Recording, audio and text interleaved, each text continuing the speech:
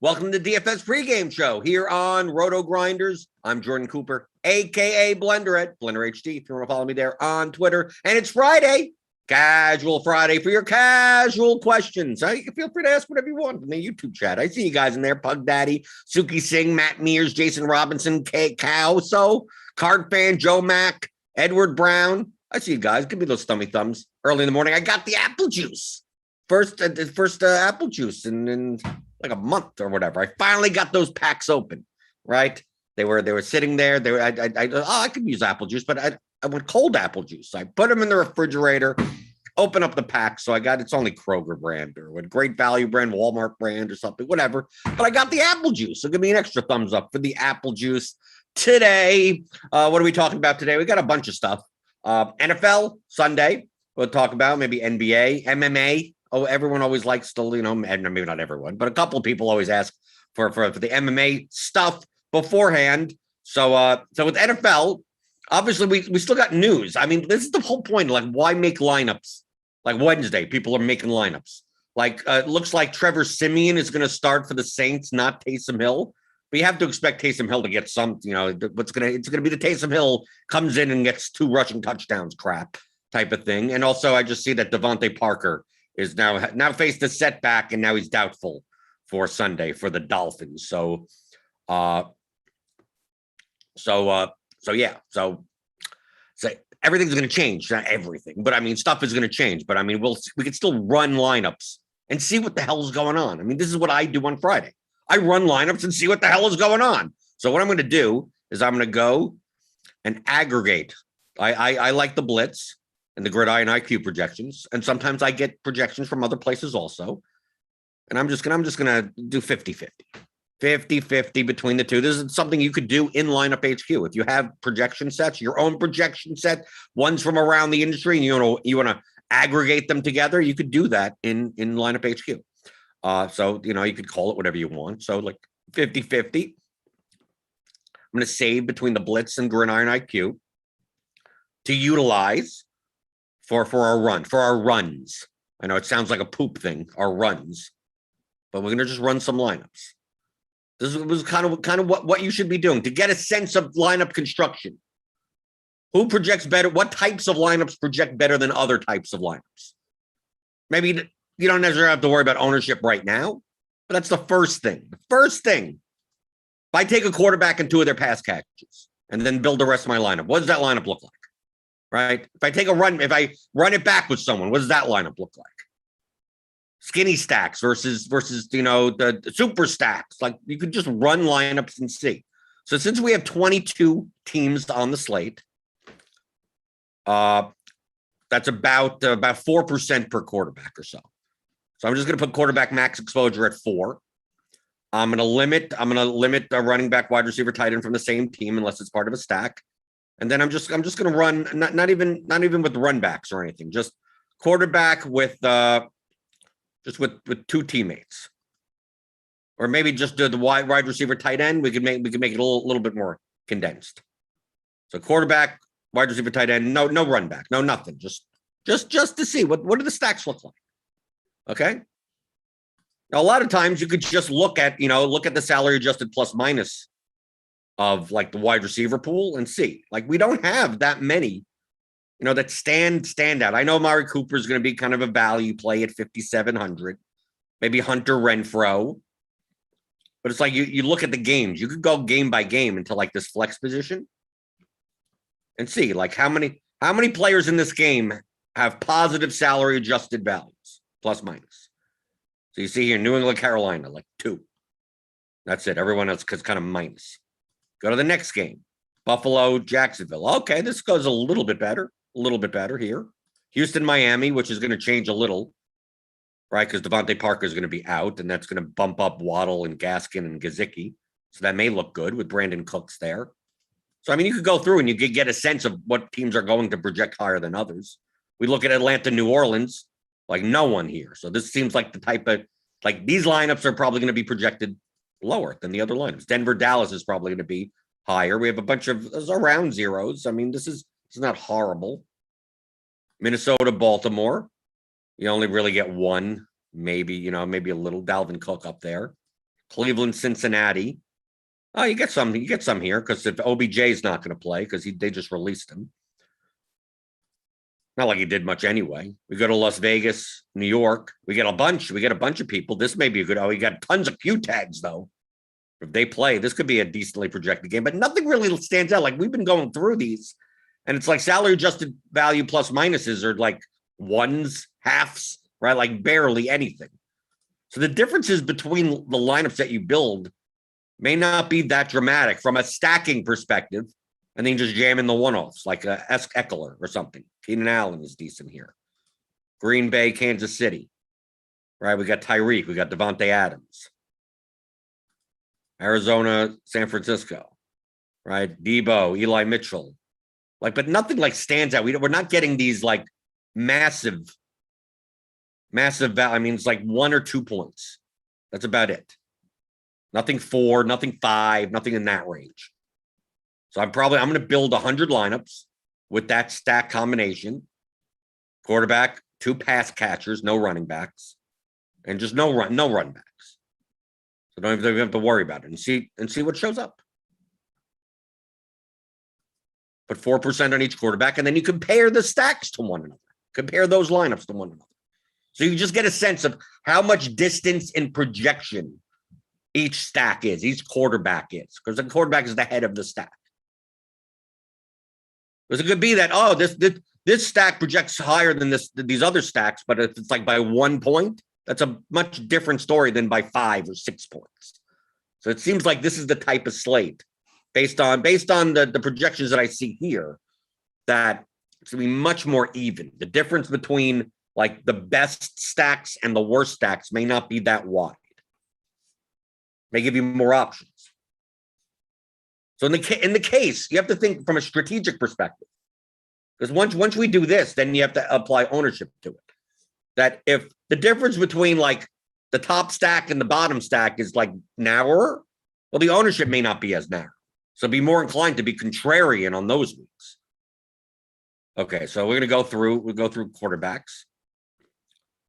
We get Derek Carr coming out up top. So you see it. So all we're doing is just comparing the projection. 141.53. Derek Carr, Hunter Renfrow, Darren Waller. I mean, obviously you have to run this when Darren Waller may not play. Okay, well then you gotta run this again. Just like we have Devontae Parker in our projections currently. So obviously the Tua stacks are gonna project a little bit better once he's taken out. So you take a look at 141.53. Of course, you jam in the kind of the chart, right? You got Cooper in there, you got Eckler, you got Gaskin, right? You got Tyreek Hill. But here you go. Here's a Raiders stack at 141. Trey Lance, 119. Really? It drops that far down? Debo and Kittle. Yeah, because I guess their second receiver, whoever their second receiver would be, just projects so poorly. Oh, no, it's just that we have Trey Lance at 0.57 fantasy points. I think it has to do. I think it has to do it. Does one of the projection sets have Garoppolo in and one have Lance in? Well, it's something like he shouldn't be 0.57. So I guess I have the backup. But yeah, here's Jimmy G. Okay, so let's screw Trey Lance. All right, if we go down to we'll skip over the Trey Lance. I don't know why he's in the projections. Who's going to start? I don't know. Sam Darnold, 125.14. Well, that's a pretty big drop. 8.15 point. Well, why are these points so low? What's going on at the quarterback position? Because are we not sure who's going to start? Because we have PJ Walker in here. So he's questionable. So we have PJ Walker. Okay, so that's where it's going. Because I'm like, why are these stacks coming back so low? It's like, yeah, because Darnold and Lance are still in the projections, and yet because I aggregated, one source is projecting Walker in. Okay. 2 in a row like that. So I'm like, that doesn't make any sense. Why are these lineups so much worse? Okay, so we're gonna get rid of those guys. So I go to quarterback. So I'm just gonna X them out for now. Okay, so Matt Ryan, 130.53. Because that game projects very poorly. So you can see the difference between Carr and Ryan is like an 11-point difference. Kyler Murray, 132. That's another big difference. Tyrod Taylor, 132. PJ Walker, 133. Kirk Cousins, 133. Jordan Love, 133.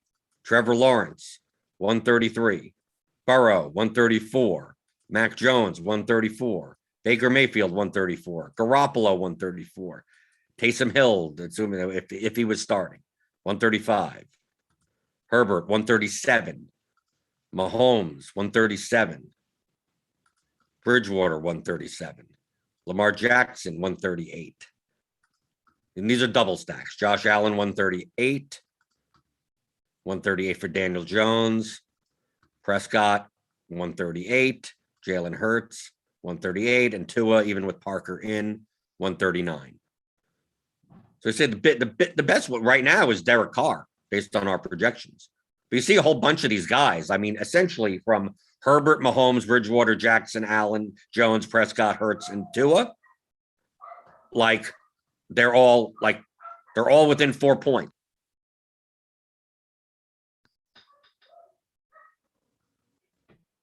So going through this, and on the bottom level, we just have really bad, like Matt Ryan, Kyler Murray, Tyrod Taylor, PJ Walker, like 132. Like if you get requisite ownership for this, hold on a second. Okay, back. FedEx guy at the door, dog going absolutely nuclear. So I had to take care of what the hell's going on. Is anyone breaking into my house? I don't know. I have to check on that. Right, I'm sitting here doing the show and you see me getting murdered live on the air. Okay. So this is the type of thing that I do. Just go through and see what the stacks look like. Right? Obviously, these are stacks that have no run backs in them. They can only get worse with run backs, right? Because you're forcing a player in from that game. Here, since we're not forcing in run backs, just whoever the top projected player is, they can just get thrown in. Going to get a ton of Gaskin, Eckler, Cooper, right? Darren Waller, I guess, is thrown in, even in the flex. So running through, and then you can start comparing it to ownership. So right now, I see there's a ton of choices. I mean, especially from Herbert down over here. I mean, it's quite possible I play a lot of stacks this week. So then we go and we see like all positions, like who gets fit in, like the Chiefs defense, because obviously they're not priced high enough. I know they're a bad defense, but they were priced to face Aaron Rodgers, not Jordan Love. Got a lot of Austin Eckler, a lot of Gaskin, a lot of Dan Arnold. I mean, for the most part, you're jamming in Eckler, Gaskin in the running back spots. What other running backs are coming up? Zeke, Cook, Mitchell, Mixon, Jacobs. So like if Eckler projects well and Gaskin projects well, it's quite possible that you could play the Herbert and Tua lineups with the running backs. We could do that too. So like if we ran this same thing, use the stacks feature, and then instead of wide receiver tight end, we just go two teammates. I'm assuming Herbert and Tua lineups will be much closer to the Carr lineups. So I'm going to run this again. This is the main reason why I didn't want to run it this way to begin with, because I wanted to show you the difference. I think the Tua lineups are going to be even better with Parker out, because then the target share goes up for Waddle and Gesicki, and their projection will go up a little bit. So instead of 3 mouths to feed, they only have 2 mouths to feed. Going through the YouTube chat a little bit, you could always type in there. I'll answer your questions. Anthony Rodriguez, can you explain RGV? I play college CBB, but RG doesn't provide the RGV and projections. I'd like to see if there's a way I can calculate that on my own. RGV is a salary adjusted value plus minus. How much should a player at X price score to make value? You can, this value, this thing right here could be anything you want. Any consideration you want. Now, Jamino has his own calculation. So we're taking a look. If we take a look at the running back, for instance, Austin Eckler is almost a 3. I'm just going to call it a 3 to make it easy. A $7,900 running back to make value, right? For its salary expectation, a $7,900 player should be around 19 points or so. Right? Be well, if it's 8,000, an 8,000 player is probably 20 points. The 2x time plus whatever. I mean, whatever formula you want to use to get to that. I know in basketball, a lot of times it's like 5x plus 10. Right? If we go to basketball, for instance, like Zubac, $4,000 center, RGV, salary adjusted plus minus. It's called RotoGrinders value, which really should be called plus minus. If you have other projection sets would call this a value percentage. They would call it a plus minus column. Like most around the industry, there's a figure for this, but it's all related to what you calculate to be what the value is. So a 4K player, for instance, we're saying his median is 28.72, which is 5.22 higher than for his salary expectation. So a 4K player, we're saying for a 4K player to hit value, they need to score 23.5 points. 4x plus something, 7.5 or whatever. If that's the way it's being calculated for this particular slate. So that's what that means. So whatever your formula is, that's whatever your version of make value. The same thing for the smash percentage. The same thing works that way. It's like, well, what do you consider a smash?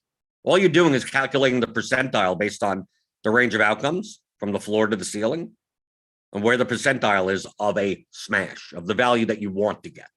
So obviously the 50th percentile is the fantasy points that you see here. That's the median. So when you see the smash percentage, it's like, oh, Giannis only has a 16% chance to smash. Well, what are you considering a smash for an 11.8K player? Probably 70 points.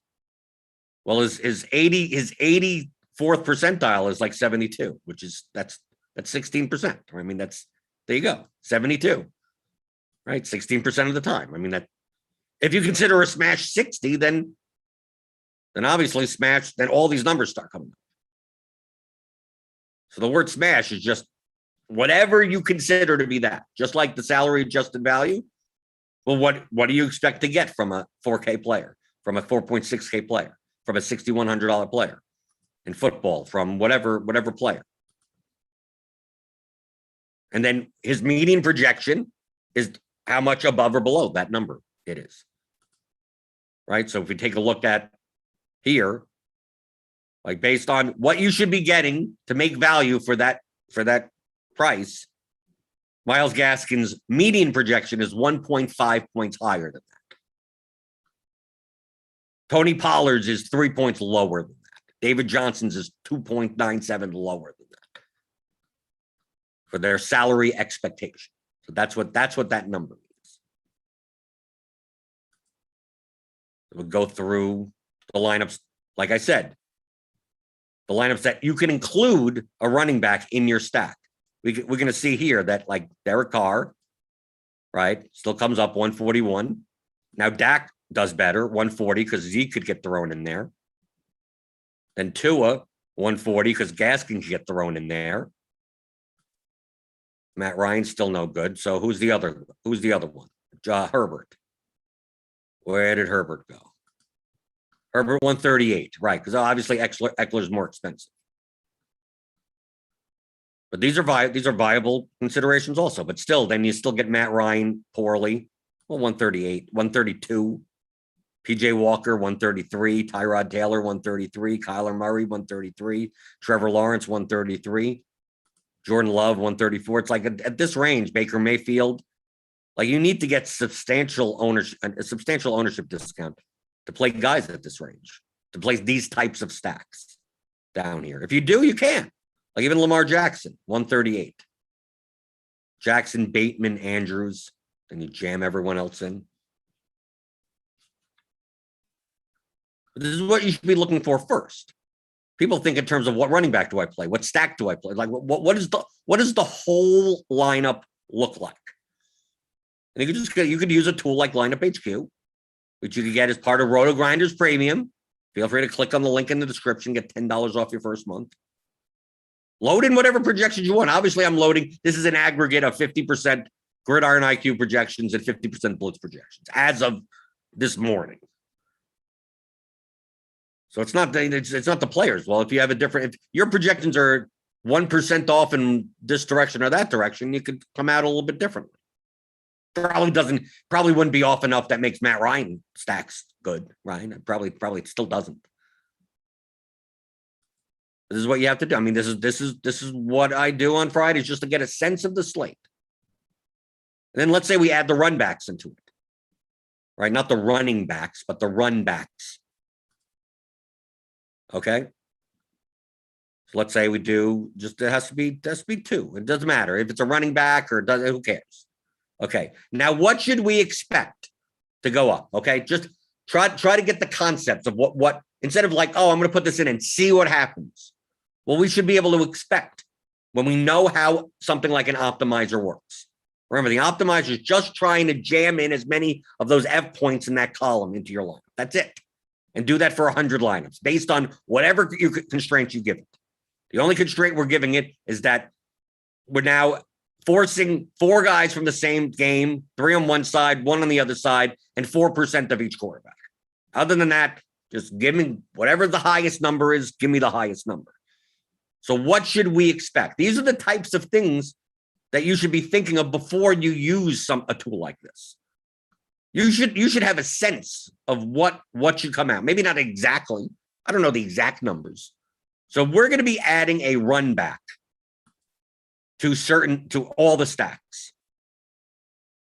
Obviously, you have to think the players that project the most, that best from that RGV, that salary adjusted plus minus, if they're in the game will project better now.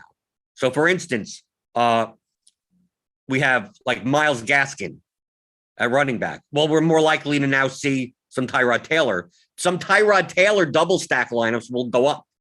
Austin Eckler is on the other side of the Eagles. So although like we look at the Eagles lineups without a run back, they probably have Eckler in them already, probably, right?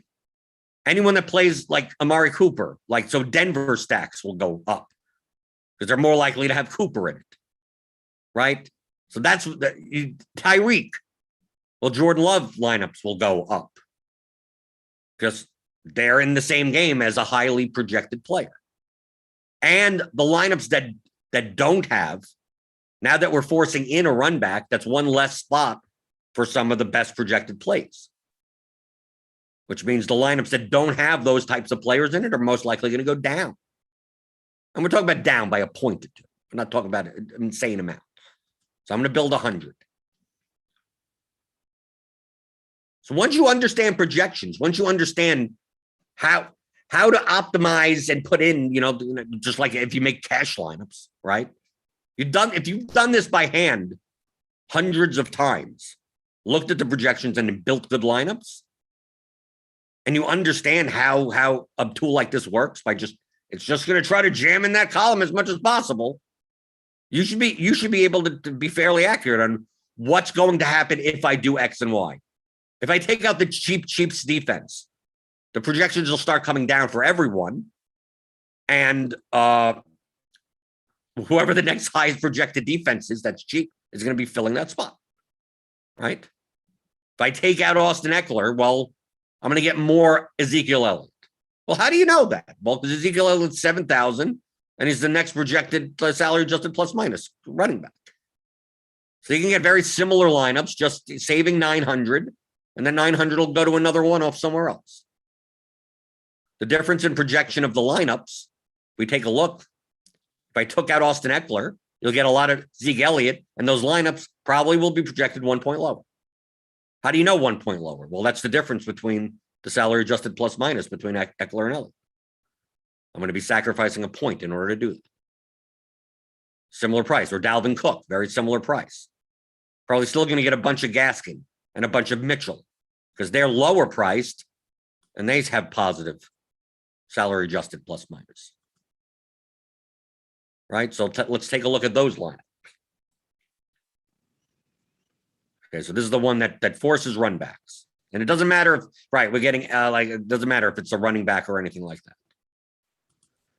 So now we get a ton of Dak Prescott now, right? Because we get to play Albert O. Akui Boonham is probably going to be the value tight end, but Noah Fant, assuming he doesn't have two negative COVID tests. I mean, is this necessarily the biggest run back? The Denver cheap tight end? No, but I mean, 139 for Dak Prescott. Derek Carr, 139. Because it's putting in Kadarius Toney. So the Carr lineups from before projected better. Why? Because the guys on the Giants side don't project as well as the one-offs that we could be playing. So you're sacrificing about 2 points to add a Giants run back, which may be fine, which is fine. Herbert, 138. Herbert, Eckler, Allen, Goddard. One of the better projected tight ends. Okay, there we go. Matt Ryan, 129, like horrible. Matt Ryan, Mike Davis, and Cordell Patterson. Good luck on that. Yeah, and then trust me, that'll be the winning line. PJ Walker, 131, awful. Cousins, 132, awful. Tyrod Taylor, 132. Kyler Murray, 133. Trevor Lawrence, 133. Jordan Love, 134. You're able to get Devontae Adams and Tyreek in the same lineup. And you play Aaron Jones because you're playing so cheap for Jordan Love. It's a viable lineup if the ownership was lower, probably. Mac Jones, 134. Jimmy G, 134. Patrick Mahomes, 135. Right, because you're playing Hill and Andy. You're paying up twice at wide receiver. Joe Burrow, 135. Baker Mayfield. Lamar Jackson. Teddy Bridgewater. See, now we're getting up there, 138. Like the Teddy Bridgewater side actually seems better than I think Dak projects better, but I think Bridgewater is going to be much less owned version of that game. Tua, 138. Tua, Myles Gaskin, Jalen Waddle. Bring it back with Brandon Cooks. Daniel Jones, right, 138. Because you're able to get Darren Waller or someone in there, or Renfro or someone. Jalen Hurts. Right, you have Austin Eckler in there. Hurts, Smith, Goddard, Eckler. Josh Allen. Dan Arnold as the run back. A tight end. A lot of these run backs are tight ends because we got some cheap tight ends that aren't great. They aren't great, but you're probably paying down at tight end this week. But this is what you look at. So when I talk about what stacks do you like? It's I'm not choosing, all the football stuff is already in the numbers. I want to see how they all work together. The salaries are the constraints in the lineup construction, and the positions are constraints in the lineup construction. So what do these lineups look like? And then what are they going to be owned? And the next step is their projection versus their ownership. Obviously, ownership is probably a little bit more finite on Saturdays than it is even on Fridays. But the same thing for projections. Like I said, there's going to be news that comes out. We're still waiting on what quarterbacks are starting some teams. Okay, and that changes things for the receivers also, right?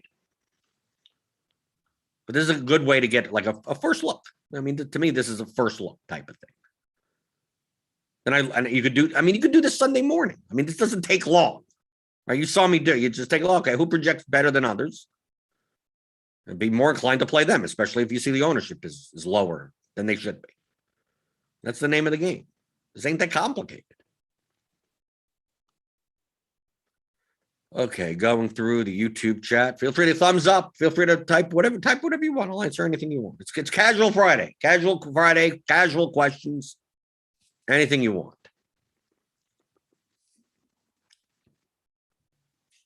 Let's see. Jacob Calloway asks a great question. Doesn't this process assume equal standard deviation of the lineups? Yes, because we're just dealing with the median projection. Would be helpful if you had a way to see the standard deviations. Giving up 7 points for much higher standard deviation is better than 3 for a lower standard deviation. That's absolutely correct. Understand, Jacob, that I would say 90% of people watching this video right now don't even understand what you're talking about, right? So they would be better off before getting to that point, just doing this and going, here's the median projection or the mean projection, and compare it to ownership. and not worry about the standard deviations of the players of the lineups. Because obviously, for the larger the field GPPs, you want high standard deviations. You want to add as much variance. You don't mind giving up 5 median points if you can increase the variance of your lineup even more than other lineups. But the differences in these lineups are not as dramatic that if you did it this way, it's still better than the way that you've been doing it before. Baby steps, Jacob, right? Like Jacob understands what we're trying to do here. I'm trying to get people to the point where, I'm trying to get people to the point to just say that Ezekiel Elliott, all the football information is in this number, right? And that's a fight. 95% of people won't do that. 95% of people that play DFS, average players, losing players, are looking at wide receiver cornerback matchups and PFF grades, trying to find, they're like a tea leaves. They're reading horoscopes instead of either building their own model or trusting that anything that would be predictive is already factored in. Then once it spits out with a number, then you don't have to worry about any of the football stuff anymore. So that's what I'm fighting against, Jacob. So when we talk about what's the difference between using the mean projection and having the standard deviations of each lineups, like, dude, I wish we were at that point.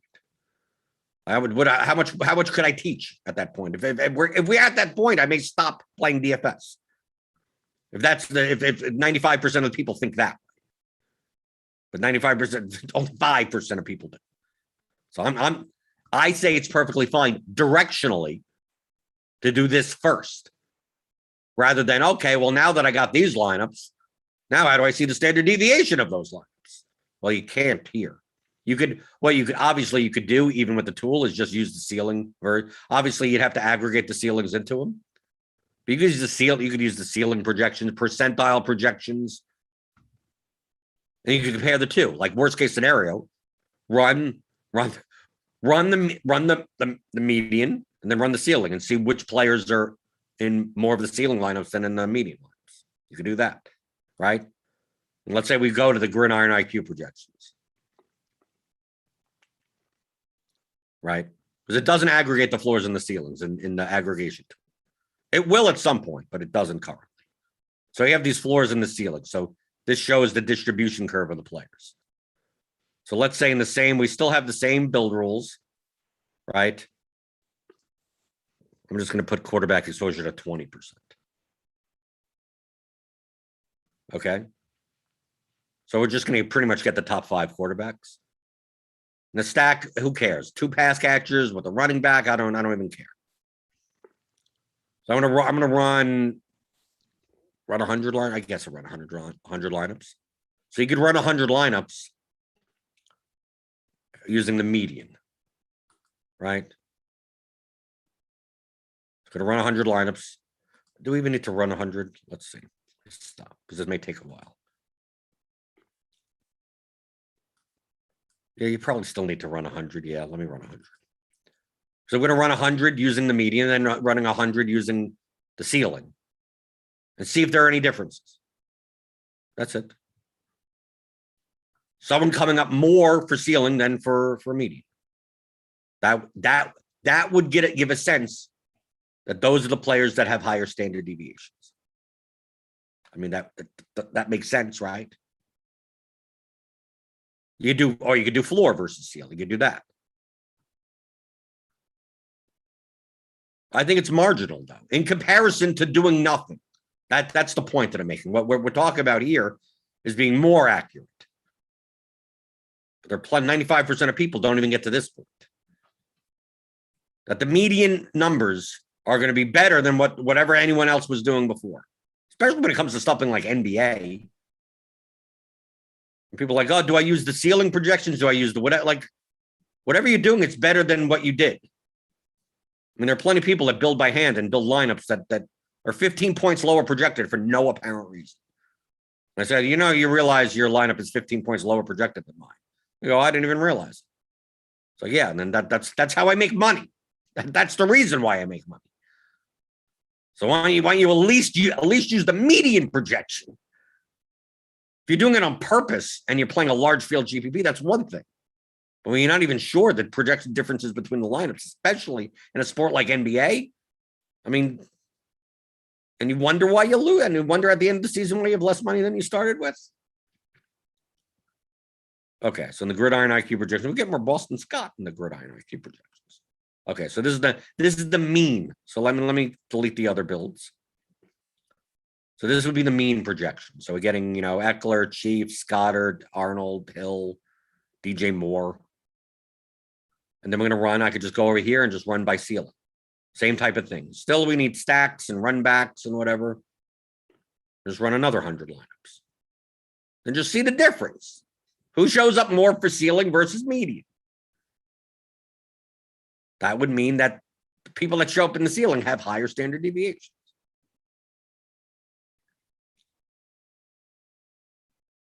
A way to do it without having to go into Excel and doing a ton of math. That you could just use this tool to be directionally accurate enough. But yes, Jacob, I understand exactly what you're saying. But you're like in the advanced class already. Right, Joe Marino, absolutely right. So two lineups could be giving up the same amount of projection and ownership, but one lineup could be a lot better if it has a higher standard deviation. That would be correct. Yes. That's why I said that's the second part. Most people don't get to the first part. That's what I was saying to Jacob. It's like, okay, now that we've done this, then it's like, oh, is there a way to pick between 5 lineups that may all have similar ownership and median projection? They go, yeah, you pay for GPPs, you play the ones with the higher standard deviation. Of course. But 95% of people don't even get to that point. Okay, so build 1. I mean, we could see it outright right here. Look at build 2 when we use ceiling projections for the Gridiron IQ. Eli Mitchell, DJ Moore, Tyreek Hill, Jalen Waddle, Kenny Golladay if he's in. I mean, if he's even in. Dalvin Cook, Marquez Valdez-Scantling, right? So here's. I mean, we're not going to see the median lineup because we just list the ceiling. Be nice if they listed. Maybe I'll put that if you could display the ceiling projections by median projection, right? Because this lineup we may find in the other set. So you see, if we'd go by ceiling based on the Gridiron IQ projections, like I said, depends on the projection set. It depends on depending on the percentile projections that you have. So this is the Gridiron IQ projections. You get a lot more Eli Mitchell. You get where's Eckler here? You don't get as much Eckler. Right? Eckler's down here at 5%. Renfro is down here at 5%. Amari Cooper's down here at 6%. Which makes sense. These typically the best value plays they have a lot of those outcomes bunched up in the middle. So from a median perspective, Cooper's a great play. Eckler's a great play. Renfro's a great play. But if you want to increase the variance of your lineups and not play them, you'd be playing guys more like Eli Mitchell and Dalvin Cook and Jalen Waddle and DJ Moore. Tyreek Hill obviously has a very high standard deviation. We all know MVS. Right? I mean, he gets either 2 points or 24 points. Right, you could see here. You could absolutely see right here. But since we're using the ceiling projections, it's going to try to jam in all of it. So like the standard deviations of these lineups that we're using by ceiling projection are significantly higher than the ones in the first build. Does that make them better? No, that doesn't make them better. That just makes them much higher variance, and their median projection will go down because of it. But it doesn't mean you have to play them all in one lineup. Fine. In this lineup right here for 50,000, take the Chiefs down to a $2,100 defense, and instead of playing Cook, play Eckler. It'll raise your median, but this lineup is still high, has a higher standard deviation than the ones in the first build. Right, we take a look at this lineup. Daniel Jones, double stack with Darren Waller, and then the one-offs are like Mitchell, Cook, Waddle, and Waddle and Moore For large, this may be a great large, like milli lineup. But essentially, you're just fading all the chalk. Right? The ceiling of this lineup is high. The standard deviation of this lineup is much higher than the other lineups in the other set. But the median projection of this lineup is probably like 15 to 20 points lower. But it has a high ceiling. That's correct. But it doesn't mean you have to play them all in one lineup. That's the point that I'm making. That's why building by ceiling projections and building by, when people ask, do you build by mean projections? Do you build by ceiling projections? Which set do you like? That's not the right answer. Like, it doesn't matter either way. You have to find a way that works for you. I build primarily by median projection. So I'm comparing median projection to ownership. But typically these high ceiling plays, I'm above on anyway. Right? Because their ceiling compared to ownership is high. So I have them sprinkled in all my lineups anyway. So which one do I use? Do I use the ceiling or do I use the neither? Doesn't matter. If you were going to use the ceiling projections, you'd have to do it the other way. You'd have to say, well, I'm not getting enough Eckler, but I should be. And you have to bump them up. I should be getting Cooper. It raises the projection of your lineup. It decreases your variance, but how much variance do you need in the lineup? Do you need it in every spot? No. So you could do ceiling and then bump up the guys that have higher floors. Just so they're not all going to be in one lineup, but at least you get them in your builds because it would be beneficial because they're higher projected. Or you do it by median and then you cap those guys. One of the two. So I'm not ceiling, like, do I build like this or do I build with the build one? Like, neither. You build with build one, you're going to get lineups that are, that the range of outcomes is narrow. Not that narrow. If you build with ceiling, you get lineups that the range of outcomes is way wider. Do you want to play 100 lineups like that? That's if you want, if you don't mind the risk tolerance of that. I don't mind playing a blended mix of both. Some lineups that project high, that have lower ownership. But I have some that are at the top end of that spectrum. I have some at the bottom end of the spectrum. I like getting a nice mix. It's like comparing stocks. I'm getting some blue chips in there. And I'm not talking about blue chips as in like safe cash lineups. I'm just talking about lineups that have lower standard deviations. And then I have lineups that if I'm playing 100 lineups, I may play 20 lineups that are, good. They could beat a 5,000, 10,000 person field. Maybe not maybe not. And then the 20 on the bottom are like nutso. Or like, these lineups are like kind of like first or last, and like they're the ones that like have 3 chalk fades and a contrarian stack, but they still project well and they're much lower owned. And then the middle, there's a mix between the both. So you don't have to take I'm going to take all of this type of standard deviation lineups and then all of this type of standard. You could. The expected value of the lineup should all be about the same.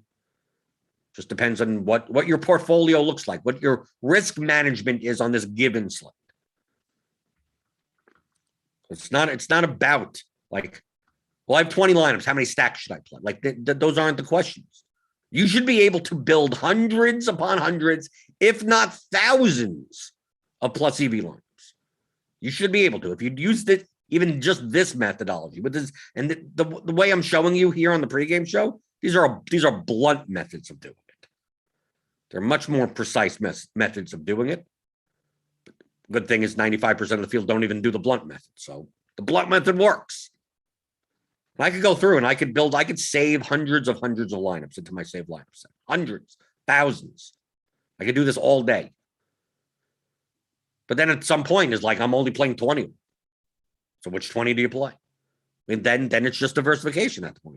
You've already said that these 3,000 lineups are about equal to one another. Yeah, there's probably a div up and down a little bit. But based on the projection, based on the ownership, based on the standard deviation, these lineups all produce, if we ran this 1,000,000 times, about the same expected value. Obviously in different distributions, right? Some lineups is like they win or they come in last every single time. right? Some are like, they win once in a while, but they come in 18th a couple of times. They come in here a couple of times. So lower standard deviation lineups. But once you have them, then it's just like, you could literally close your eyes and just pick 20 without regard whatsoever. And if this slate played out a million times, you'd have the same amount of money at the end, no matter what 20 you pick. But if you're going to pick,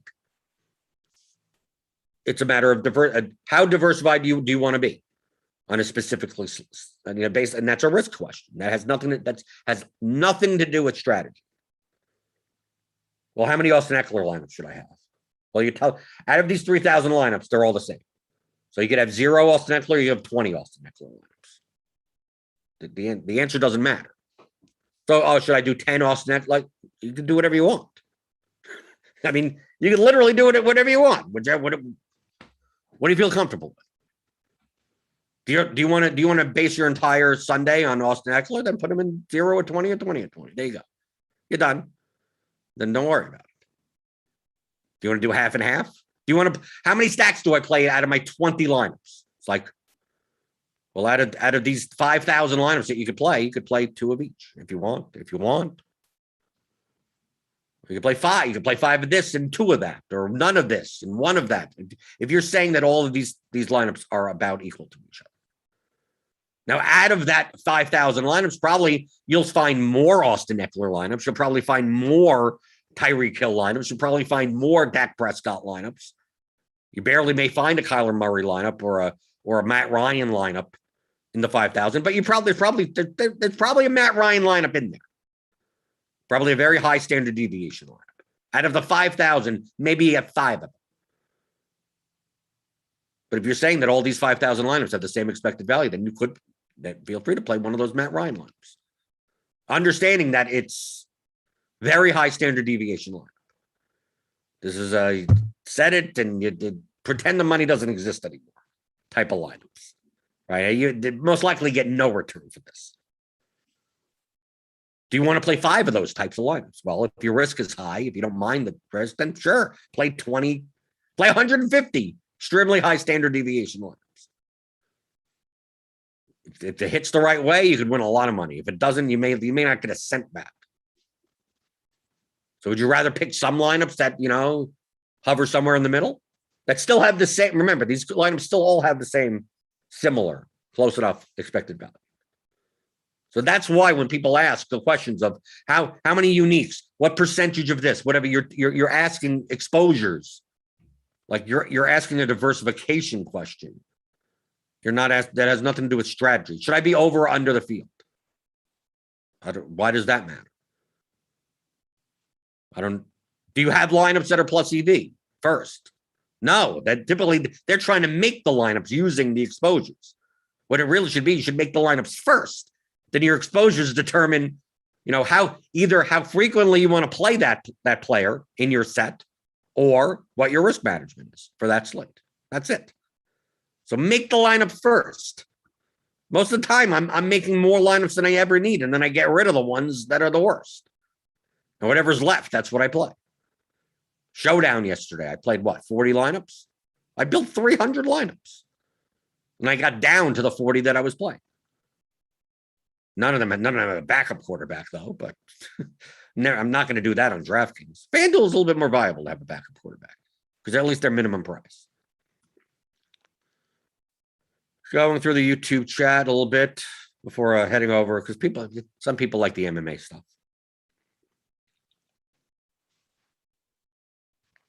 Jason Robinson, I'm sure you went over it 1,000 times in the lineup HQ. Can you show how to rerun lineups for late games? I can't, not with nothing locked.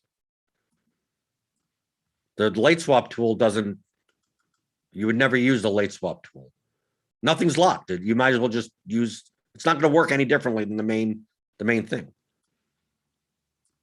It's hard to show off the late swap tool without it being in the middle of a slate.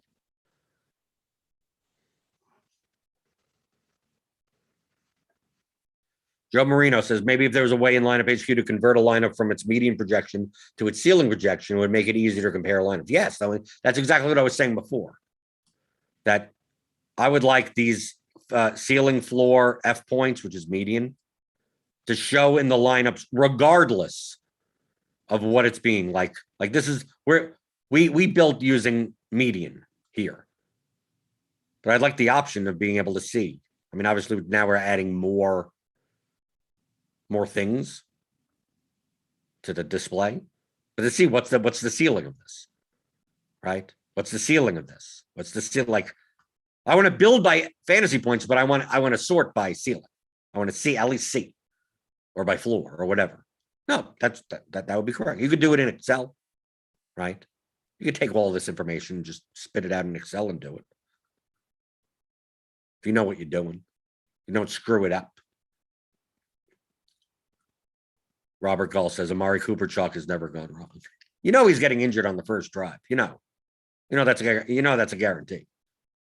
If Amari Cooper's chalk, that means hamstring issue in the second play of the game. You know that's going to happen. Okay, MMA. People want to look at MMA. Okay, we got a weird card. Okay, some of the information isn't even in.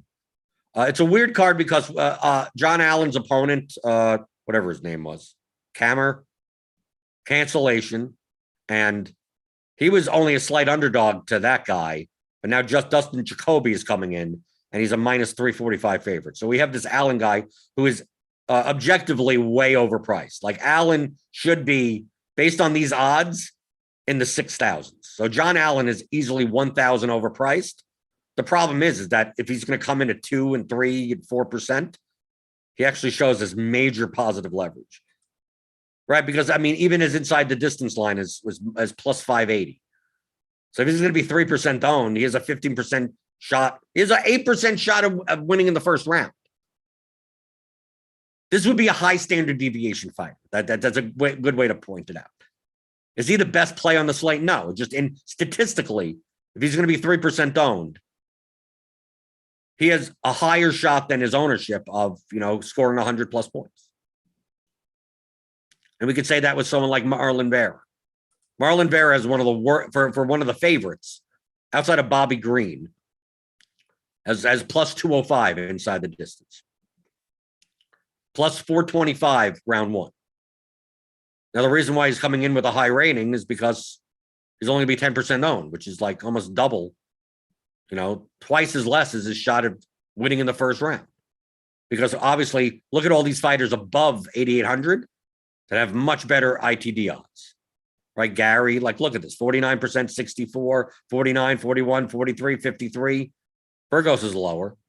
Gagey is 55. And Ode Osborne underneath him is 40%. So Vera at 33%. I think Edgar is going to be a fairly decently popular, 14%. But I mean, Vera isn't that much of a finisher, but that's why. But that's the reason. Remember, these ratings don't tell you who the good plays are. The ratings here are for lineup construction purposes. That's what a lot of people don't get when they see this. They go, oh, so you're telling me that Marlon Vera and John Allen are great plays. I go, no, they're not. It's just that they provide so much leverage in your lineups that if I play John Allen in a lineup, I could just jam the chalk. All right, once I get this many points from that fighter, then it's just then optimize for that. Marlon Vera lineups are more likely to have, I already have all the leverage I need with that. So this is more of a leverage score. Not a who's a good play. So it helps you build lineups. Like Colby Covington, I have as over-owned. Michaelides, I have as under-owned. Shabazian, I still have as under-owned. Vellante is probably a little under-owned. I think Rose is going to be over-owned at 34%, if she's 34%. Don't play, like it says here, you take a look at the co-main event, Namajunas versus Bailey. I have them, that's going to be probably the most owned fight. Probably going to be higher ownership combined on that fight than the Usman Covington fight. Only because they're 8,200 and 8,000, and it's a 5-round fight. And it's expected to go the distance. Odds are. So an $8,000 fighter reaching a decision in a decently volume fight is going to score a good amount of points, 90 points or something. So that's why they're going to be owned. That's why but from their ITD lines, they're a bit overowned. So that's all this shows. It doesn't say, oh, so you're telling me to fade the co-main female championship fight? Like, no. All I'm saying is that because of these ratings being low, that means you're going to have to make that up somewhere else in leverage. That's what the ratings are. It has nothing to do with what's who's going to win or what the best fights. It's just a tool for me to build lineups. And the information is going to change anyway. Some of the RG ownership is slightly off. I still have another source to add. But from a lineup construction perspective, like, look how many fighters are over 9,000. That's why I think the mid-range, like Vera, Osborne, Green is just almost plus 615 for 8,600. But because Bobby Green is a decision machine. But I think in this middle range, like the Emavov or Barnett against Variance, a lot of it is going to be ignored. A lot of people are going to play like, two guys up here. One of the female main event fighters, and then try to like jam in like three guys in this like 7,200 up type of, Carantillo and Edgar and Viante, and, do something like that. That's going to be the most popular style of lineup. So going stars and scrubs completely is going to be contrarian, and going middle range builds are going to be contrarian. And when I mean stars and scrubs completely, I'm talking about you're playing three guys in the 9Ks and then three guys like under 7,300. So if you play like Gary, Hawes, and Bagdasarian, you're playing Colby Covington in that lineup because it doesn't have Usman. You're playing a lineup that you're playing three 9,000 guys up here, and then you're playing the underdogs of the other guys that you didn't play, right? So if you take Gary, Usman, and Pereira, like you have to play Phil Hawes' opponent and Bagdasarian's opponent, right? Like you're playing for the other two guys to lose. I think there'll be less of those types of lineups and less of like the middle. Like if you just like avoid, like if you just go like Gagey down, like there's not going to be that many of those types of lineups where you play Gagey, Vera, Osborne as the top three. I'm not saying that those are the best lineups. I'm just saying that they're going to be the less constructed, the less appearances in the large field DK GPP.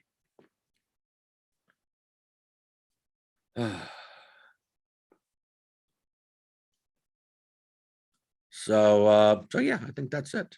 We got NBA. We got NBA later today. Is there a point to go over NBA? As I say, good thing those people don't ask about the NBA stuff, because look at yesterday. We talked about stuff, and Donovan Mitchell is out, and like we didn't even know any of this stuff.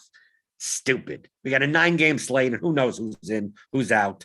Right? Doesn't have the questionable tags. Drew Holiday's back. He's probable. He could still be out. Who knows? So you can check that out later today on the channel. Hit that notification bell to know when we go live. We got NBA Grinders live later today at 5:30, so 5:10, it's like 5:10 or something. Then after that is crunch time for premium members. So you could sign up for RotoGrinders Premium by clicking on that link in the description below. And all the stuff that I talk about here, strategy wise. Like if you want a compendium of all that, it's in the Theory of Daily Fantasy Sports. It's my 15-hour audio masterclass, how to think like a professional DFS player. There's all the chapters. Game objectives, player selection, expected value, leverage, correlation, construction, risk management, exploits, psychology, and a bunch of miscellaneous stuff. 15 hours of expert level DFS play for any sport, right? So this is the game theory of playing DFS. So like we said, we talked about NFL without talking about football. We're just like, here are the numbers. What is our objective? What are we trying to do? How do we beat people? By assembling these numbers in a way that other people are not assembling these numbers. And why are we doing it in this way? Why does ownership matter? What's the difference between projection and correlation and leverage? It's all in here. And you can apply to any sport. That's why, that's why I've had, big wins and profitable in every sport other than golf. Golf, I'm still not ahead on. I don't play it that much anymore. But yeah, so if you want to get better, theoryofdfs.com, and We got NBA tonight, MMA tomorrow, soccer in the morning, football on Sunday. All the stuff that we have tons of shows here on YouTube. So hit that thumbs up button on your way out the door, and I'll see you on Monday for another edition of the DFS pregame show on RotoGrinders.com.